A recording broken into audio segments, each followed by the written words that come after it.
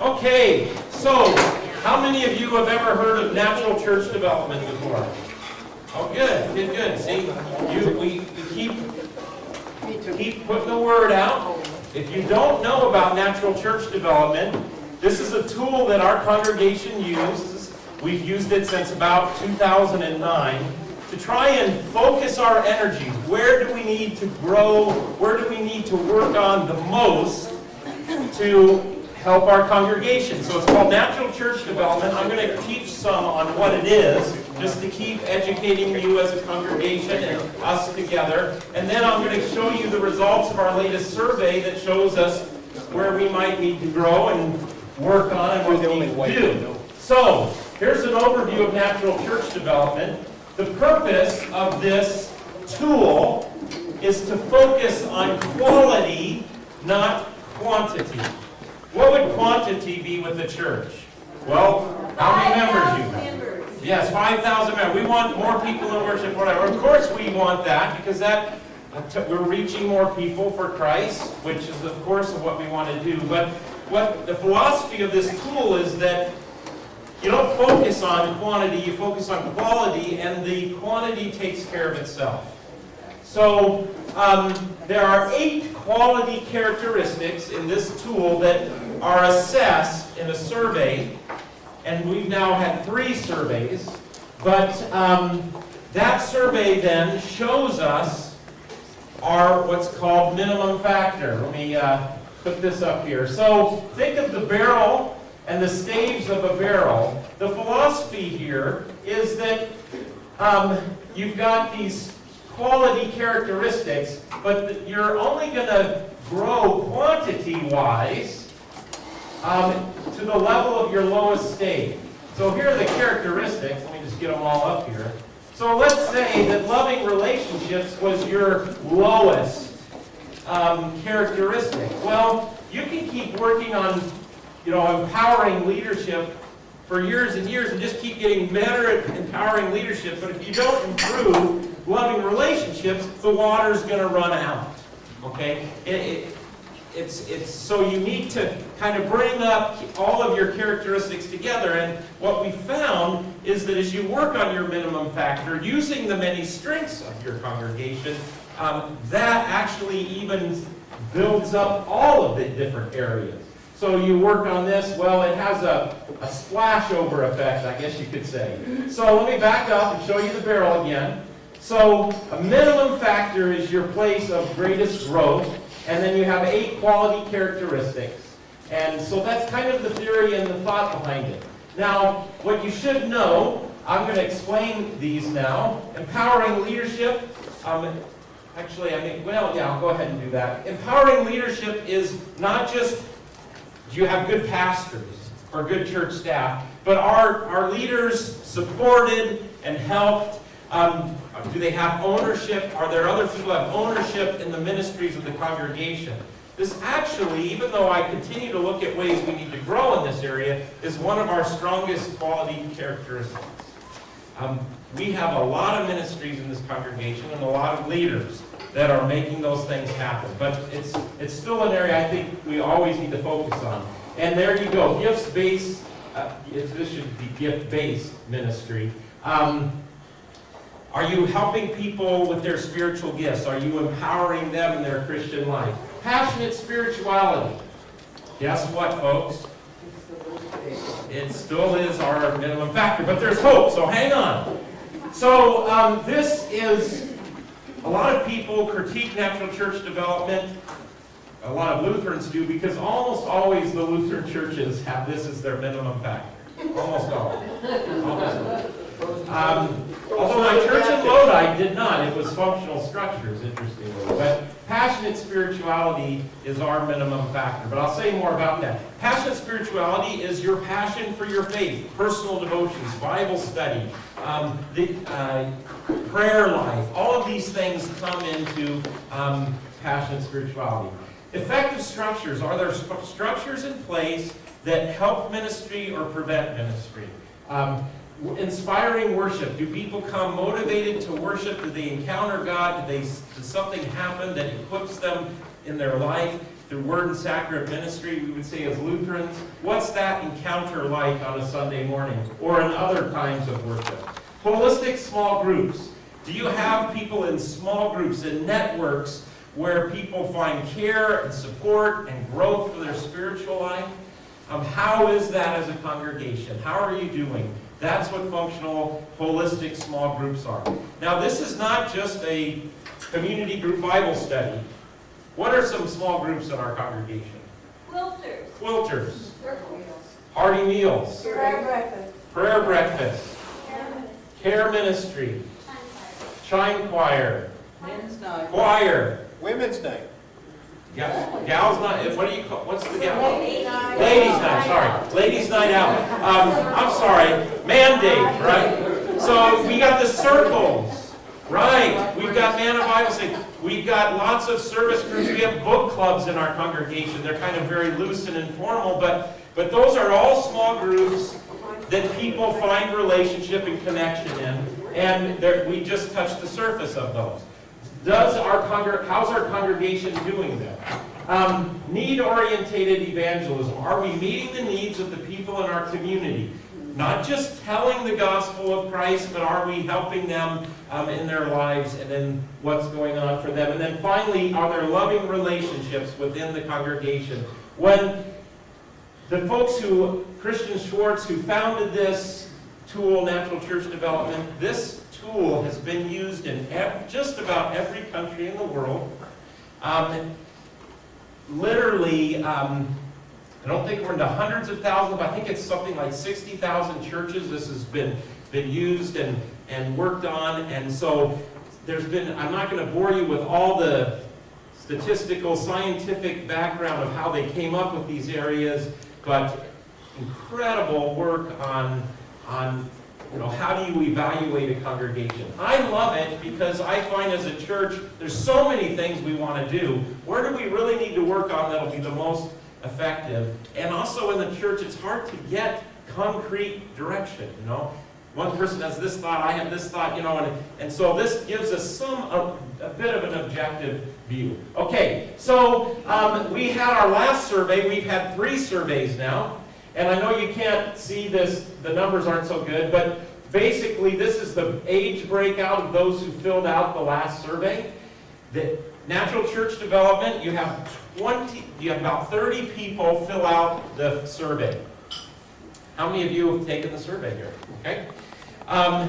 They have found that whether you're in a congregation of 10,000 members or 100 members, you get 30 people, and it always comes out the same. That it doesn't, in other words, it doesn't do it if you're a church of 10,000, it doesn't get any better results if you have 1,000 people fill it out than 30. And so the criteria, you might ask, well, who fills out the survey? There is criteria. Are you an active member of the congregation? That is, do you worship actively and regularly? Are you involved in a group outside of worship of some kind, service group, choir, quilters, whatever, prayer shawl ministry? That's the basic criteria. The way the council chose is they tried to keep in mind ages and gender, more so on ages, and we put, each council member put 6 people that they could think of that fit those criteria. We put them in a big hat, we mixed them all up, and we picked out people's names. So if you didn't get picked, don't feel like, well, I thought I was an active member. No, don't take offense about that. So it was random to a degree, okay? And we've done it the same. It's really important you do it the same each time you survey. We've done that same process each time. So this is the breakdown.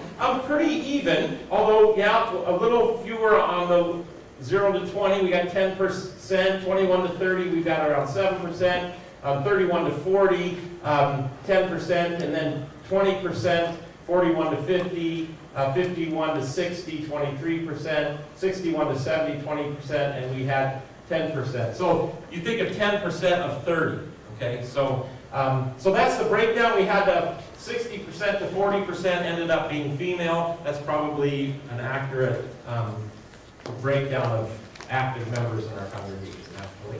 So that's who took the survey. So real quick, our history, like I said, 2009, We've done 3 surveys. Now this is interesting. We've grown in our overall quality scores every time now and have almost all of our characteristics in the high range. So this is how we pan out as a congregation. I know it's again hard to see. Empowering work leadership here, gift-based ministry, passionate spirituality, effective structures, inspiring worship, holistic small groups, need-oriented evangelism, loving relationships, and then here's your average. So these numbers are how much you grew or decreased between the last survey. So the first line here, that was our first survey. This little blue line, our second survey, and then the thick one is our most recent survey. Okay? Now, let me explain these lines here. 50% is basically in all of the churches in the United States that use natural church development, which we're literally talking about tens of thousands of churches. That's an average score. That's an average score. From talking, however, to Lutheran folks who use this tool, the average score is more like down here for Lutheran churches. But nonetheless, average score 50%. If you're above this line, only 15% of the churches in this country who are surveyed score above that in any one characteristic. So what do you see? In every characteristic except passionate spirituality, we are in the country in the top 15% of churches in our country, according to National Church Development. Passionate spirituality continues to be our, what do you call it? Minimum factor. Right, your low spot. Your minimum factor. But what do you notice? We keep getting better. We're making progress on passionate spirituality. I'm going to break this down a little more here now. So here's our current survey in bar graph. So you can see empowering leadership 76, gift-based ministry 75, passionate spirituality, our average 59, 71, effective structures. Inspiring worship actually dropped a little bit, and I've looked at why that is. 69% holistic small group, 66, 75 loving relationships right up here, and then 70 is our average. So our average score is in the top 15% of congregations in this country. Now, are you with me so far? Questions? Let me stop. Yes, thank you. Let me stop and ask, get some questions here. Yes, Trish.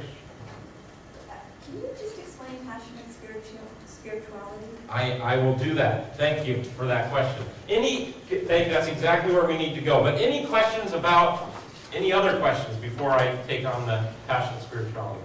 As far as results, theory, all of that stuff? Okay, let me put this here. Yeah, so now let's look at passionate spirituality. In each of these characteristics, because we've done this 3 times now, we get a more advanced result or report. That's what I want.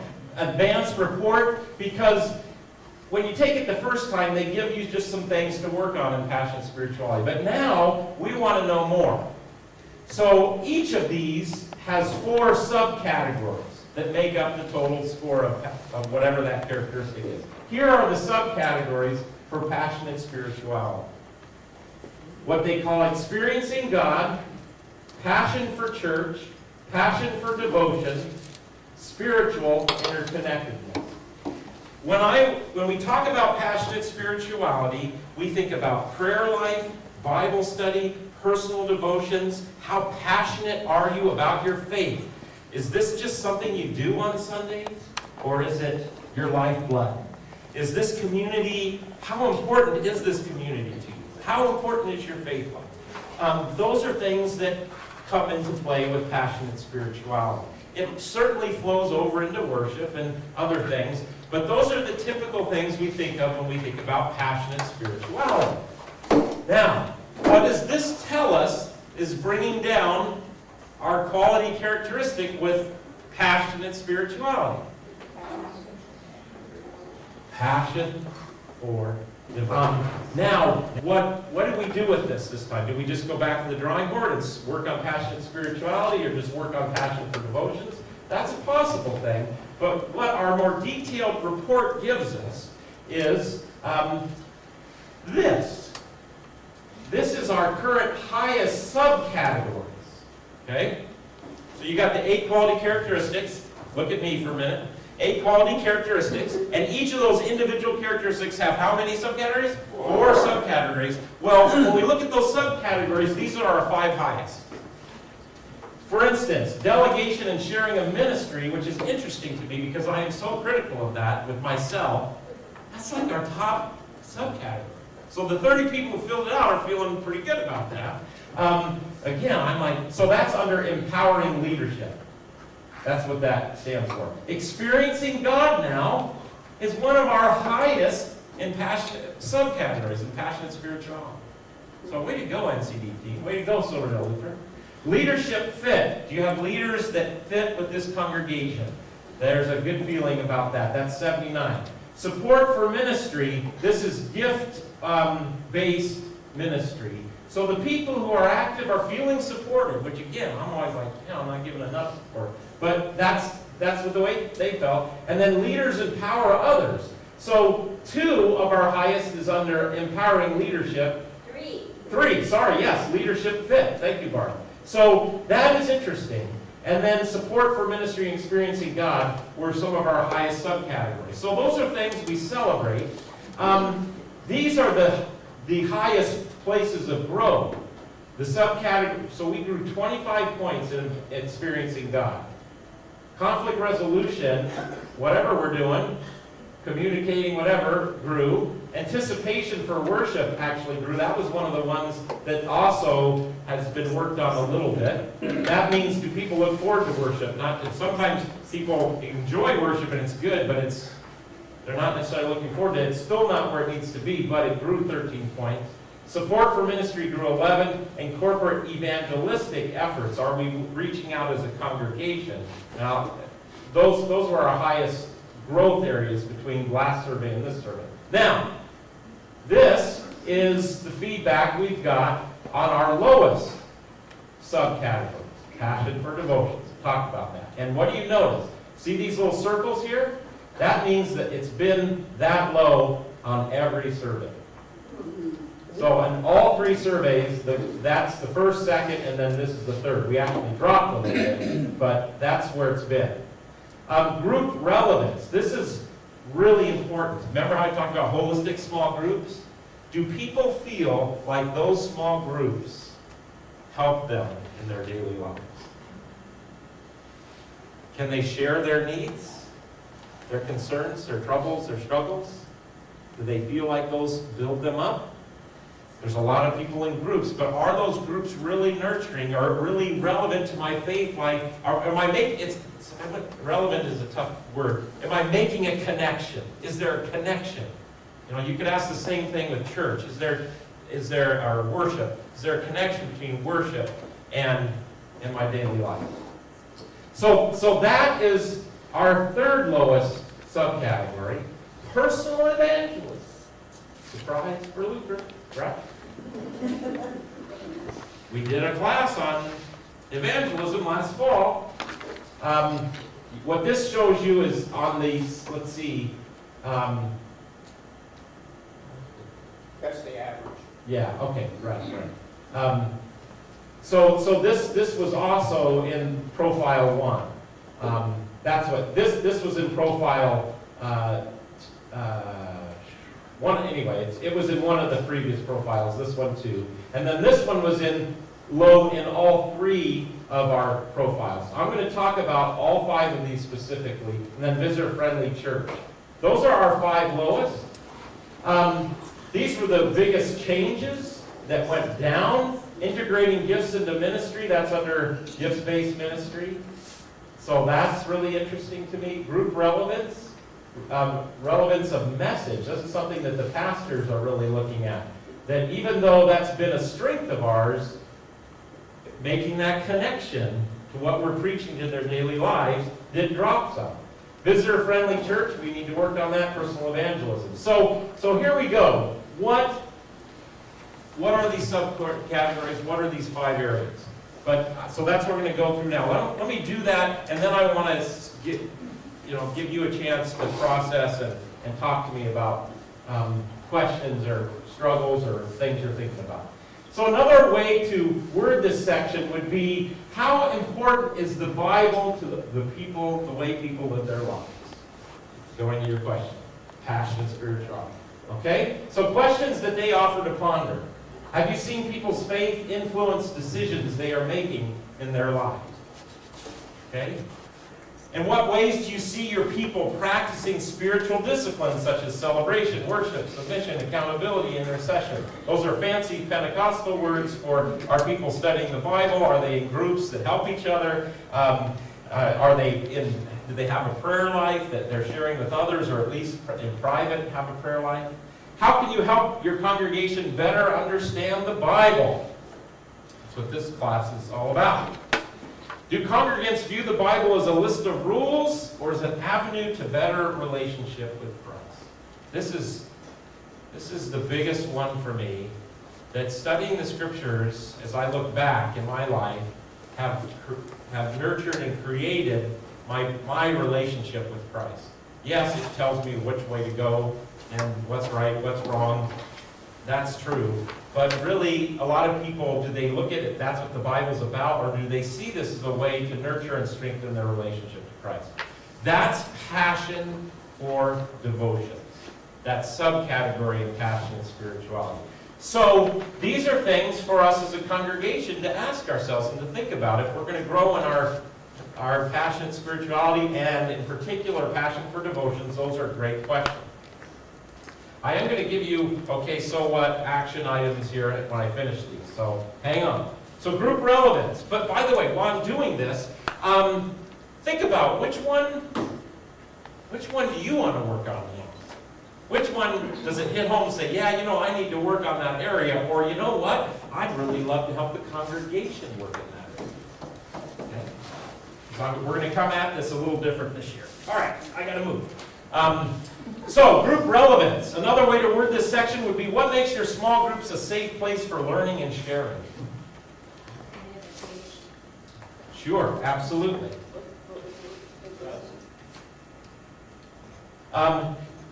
Do you have trust? Do you have confidentiality? Yeah. Some of our groups are service groups, and so, those groups are a way I serve, but they're not really groups that I go to find support. You see, Hearty Meals, let's take that example. That's a great group. You create relationships, you get to know each other, and you serve, but I'm not sure, sometimes you might pull someone aside and say, you know what, I just learned I've got cancer, and but I don't know you'd pull the whole group of Hearty Meals together and say, guys, I gotta, so some groups are service orientated, but do we have groups where people can share their struggles and joys and sorrows, etc.? Okay, I got to go a little faster on these. In what ways are members encouraged to interact between meetings?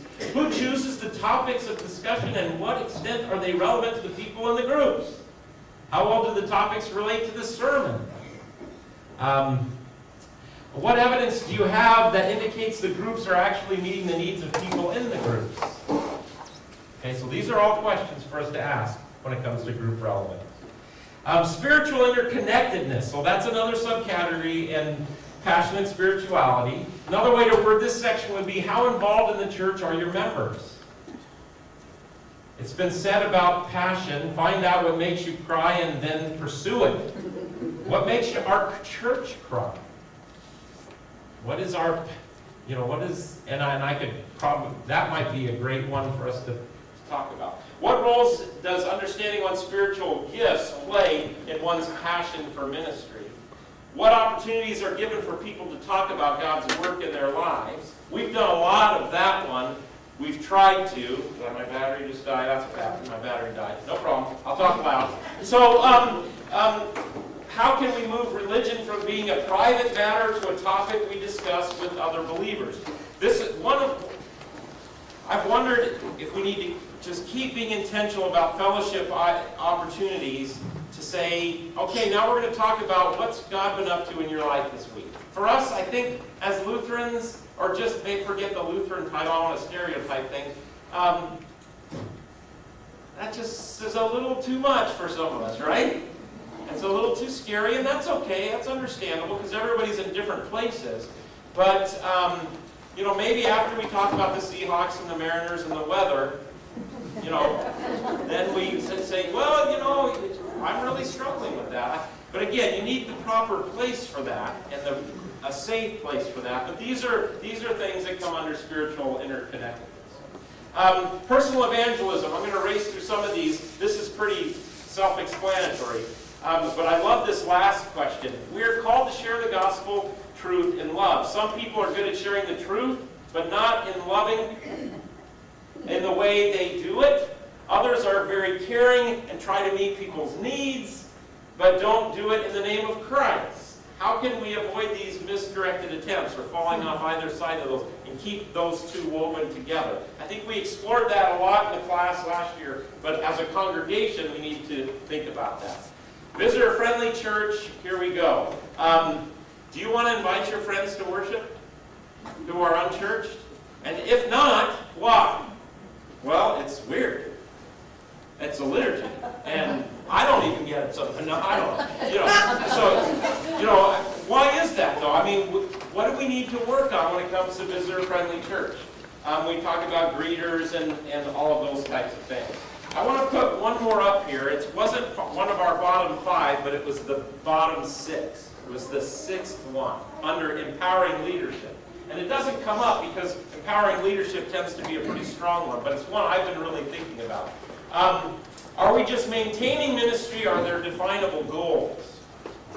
How often do you schedule time to talk with key leaders about future goals for the church? I want you to know, I may not have a team working on this, but that's something I'm really taking to heart as the lead pastor. What means do you have to share these goals with the whole congregation? What prevents people from committing to these goals? So is there a compelling vision? I think we've had one as a congregation. I wonder if we need to revisit that. But at least specifically, are we being intentional about our goals? Okay, so next steps. Well, yeah, I'll say this and then I want to see if anybody has questions or comments. In the past, we formed a team that's worked on our minimum factor and tried to help all the groups in the congregation work on a minimum factor. I'm suggesting to the council this year that we actually form a team on each of the subcategories, because it's too big to take on all of passionate spirituality. What part of it are we going to work on? So I would love to see a team of people form that would work on our passion for devotions. Do you have an active devotion life? Maybe you'd like to help someone else in there. I'd love to have a team on spiritual interconnectedness. I'd love to have a team on visitor-friendly worship. You see what I'm saying? So in the future, coming up, as you have a chance to think about this, I'm going to give you opportunities to work. Maybe you think about, I want you to pray about it. I want you to pray about what's God calling you to do, and is there room to do something else? To work on one of these teams. If you're not, that's cool. How can you in your life in the congregation weave these needs into what you already are doing, or just into your personal life? Let me stop for a minute. That's the plan. So that's where we're going to go from here the next year and a half before we survey again, or a year. Where that's what I think we're going to do. Questions, comments, and then I'll just talk a little bit about my adult this class in the coming weeks. Any questions, comments? Like, I get it, I don't get it. Yes, Bart. I got to work on the first NCE, and I think it's really great to think about breaking it into smaller, real specific groups, because it allows people to be really practical, Right. and not theoretical, Right. to get to the nitty-gritty of a specific question to work on. Beautiful. Good. Please. National church development is just in the ELCA? Is that No, correct? natural church development is across every denomination. It is definitely not just Lutheran. In fact, Lutherans are probably, well, I'd say we use it as much as a lot of the other mainline denominations, but it's used in Pentecostal churches, non-denominational churches, all across the board. And although our results are compared with churches in this country, it's used all over the world. Other questions, comments? Okay? All right. Well, that's where we're headed. Thank you for listening to that. I'm excited. I want you to know, as I leave this, that and I mentioned this last year, but again, I just want to give you a shot in the arm. When our assistant to the bishop, who works with churches with natural church development, is one of the tools she uses to help congregations grow. When she saw our scores, her mouth dropped. She's like, I've never seen a Lutheran church with scores like this. So, I mean, this is a strong congregation. We don't want to go, oh, goody, look at how good we are. No, we've got real places of growth. But anyway, this is an incredibly strong congregation. In fact, when you look at the lines, they project, another thing they give me is, well, if you keep working on these factors, this is what should happen. Well, it's pretty exciting what's supposed to happen if we can work on this minimum factor so the water doesn't leak out. It's pretty exciting. Yes? I have a question for your adult education. Please. I noticed you've got the 10 Commandments coming up in December. You have Matthew. Yep. Do you have posted scriptures that we could read in advance before your Sunday class? Thank you, Stephen, for setting up what I'm going to say. He'll pay you later. I also, we've had so much craziness in worship each Sunday. I haven't had a chance, but I'll do it here now. Stephen is our new sound tech that we've worked on through a grant, and he's going to be helping us with sound. He's also going to be video recording these sessions so that they can be put on my YouTube channel, and Sunday school teachers and other people can, and if you're not here on a given Sunday, you can take a look at those. So Stephen, on this class, their small catechism, 10 Commandments. How many of you have a small catechism at home? This is important that I know. Raise your hand high. It's all right if it's not shame or good or whatever. Okay, it looks about half. I want you to find your small catechism, and I want you to put it in your purse or your pocket or your car. And I want you to bring it every Sunday until October 19th. Okay? Because we're going to dust off that sucker. Our church-wide bishop said we need to be studying what it is to be a Lutheran, and looking at the small catechism is the way to do that. So we're going to talk about the 10 Commandments. We're going to talk about the Apostles' Creed. We're going to talk about the Lord's Supper. We're going to talk about baptism and communion. And we're going to do so in such a way that it affects your daily life. I promise you that. And we're going to get into some serious stuff when we talk about the commandments and everything else. So yes, Stephen, in the website, I will be posting some scripture readings, and then when we get to Matthew, even my study guides we're going to be putting on the website. Yes? How does this all carry over with our youth? What, if Pastor Jonathan is doing? Yes. So if you are a parent who has a kid in confirmation, this year in confirmation they weave between the small catechism and the Bible. And so this year they're more on the Bible, but I'm always hearing from parents, because Jonathan is pushing, talk to your kids at home about their faith. You know, sending home stuff. And what do the parents say? I don't know the answers, I'm inadequate. Well, there's no excuse right here. We're going to get the small catechism laid out for you. And we're going to revisit it. So yes, there's going to be a great tie-in with confirmation and what the kids are doing. So I'm really excited about that. When we get to October, this is just to get your appetite wet here. There's a lot of new scholarship around the Apostle Paul that says Martin Luther misread the Apostle Paul when it comes to justification by grace through faith alone. They want to say that's how you get into the church, through faith, but once you get in, you got to do stuff, and Luther totally messed Paul up. Are they right? We're going to look at that on Reformation Sunday. Good Sunday to look at that question. And then we're going to have some work on stewardship, giving to God. I showed Mark Allen's teaching, Powell's teaching on stewardship. Probably it was once since I've been here. It's about 4 years ago. It's still, I think, the best. couple presentations on stewardship, not just financial stewardship, but stewardship of your gifts and talents and time. Again, I'm thinking about the results of the Natural Church Development Survey. And so we're going to show a couple video presentations and then have discussion on those. You won't want to miss them. They're summaries of 2 books he's written, and he's fantastic. He's a little guy. He's not like Mr. Charismatic speaker, but he's just solid, good. It's going to grow your faith. So we'll do that, and then a couple of topics that came up out of the survey. I'll probably talk about that survey a little bit next week, but thank you for how many of those filled the survey out, the Survey Monkey.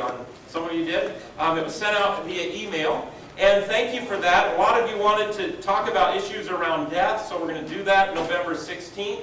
And then a lot of you are struggling with Christ and culture issues. How does the culture affect our faith? How do we... And so that's going to be a topic on November 23rd. November 30th is Thanksgiving weekend, so no class then.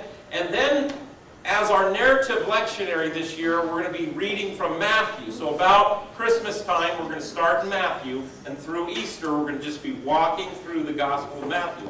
Well, I want to give you a kind of primer then in the Gospel of Matthew, exploring the themes, things that is important to know as you read and interpret and study that. Also, again, the pastors are already thinking about our growth areas up here, and we're looking at, could we have the whole congregation be accountable to each other, have an accountability buddy, and read through the whole Bible in a year.